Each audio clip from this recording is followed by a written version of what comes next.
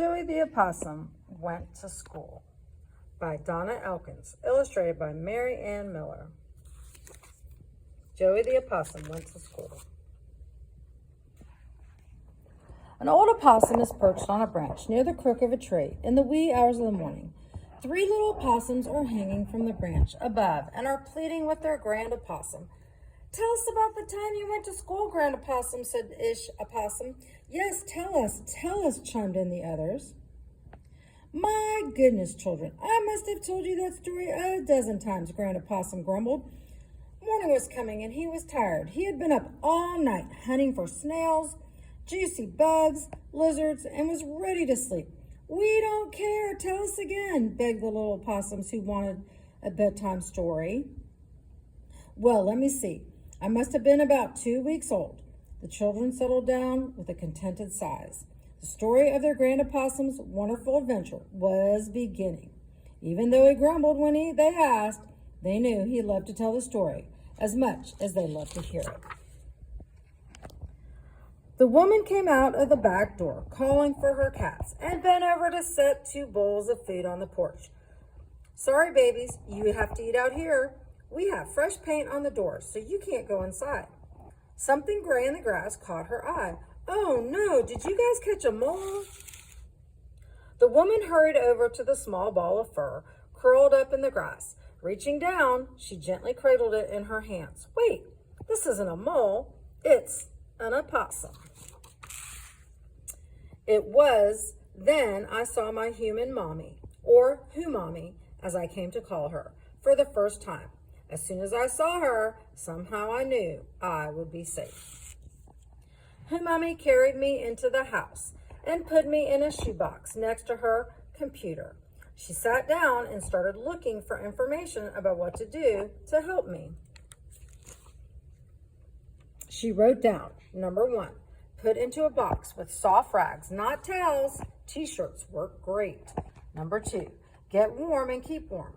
Put a heated pad under 1/3 of the box and set on low. Number 3, call local wildlife center. She called Miss Wanda at the wildlife center, and they talked for a long time. Since my Who-mommy was a science teacher and she had support from the wildlife center, she decided to raise me until I could eat on my own. Baby opossums need to be fed every few hours, so I got to go to school with Who-mommy every day. The students were surprised to see an opossum in school. Who-mommy told them that since I didn't have my real mommy to feed me, she had to make special milk for me. The students loved to watch me eat. Sometimes children from other classes would come to see me. She would tell them about opossums and what to do if they saw one or found a baby without its mommy. They wrote stories, drew pictures, and loved to feel my tale. Over the next few weeks, Who-mommy continued to take me to school with her. I would eat and doze and listen to her teach.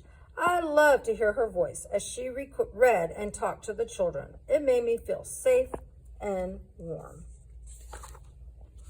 As I grew, I began to eat soft foods. I especially loved grapes. Sometimes after I ate, Who-mommy would hold me close to her heart. She told me how much she loved me and told me stories of how it would be when I grew up. She told me that when I was a big opossum, I would be able to climb trees, hunt for bugs, and someday have my own opossum family.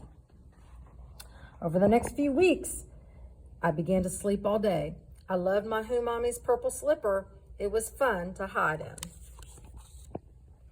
One day, Who-mommy came into my room with a carrier. She told me it was time for me to go to a new kind of school, a possum school. She couldn't go with me, but she'd think about me every day. At the wildlife center, she cried when she left me with Miss Wanda, but she knew that it was time for me to learn how to be a real opossum. First, I got a checkup. The doctor said I was a healthy little opossum. Then it was time to begin training. I learned how to run. I learned how to climb a tree. I learned to hunt for food, especially juicy bugs. I worked really hard and passed all my tests. My report card was all A pluses. Now the other animals and I celebrated because we knew that soon we would be released into the woods. And the banner says, "Congratulations, Joey." It was a beautiful evening. All of the cages were empty. As I scurried for the woods, I looked back at Humami one last time. I know how hard it was for Humami to let me go. She loved me, but she knew the place was in the my place was in the woods.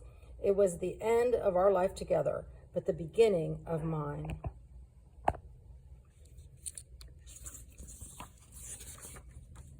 The end.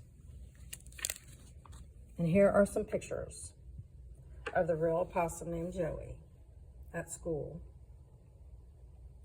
with Donna Elkins and her students. And here's a few more pictures on the back of the book.